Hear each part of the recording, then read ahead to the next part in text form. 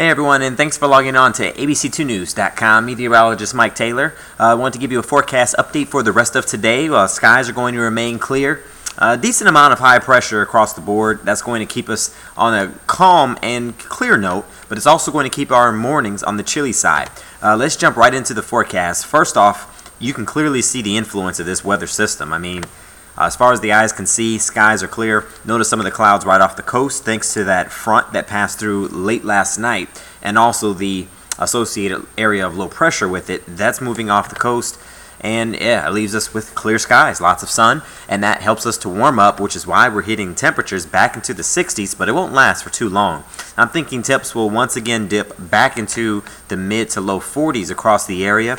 As far as skies go, not too bad. I think we'll be mostly clear throughout most of this evening. Clear skies going into your day tomorrow. Lots of sun will help us to get a repeat.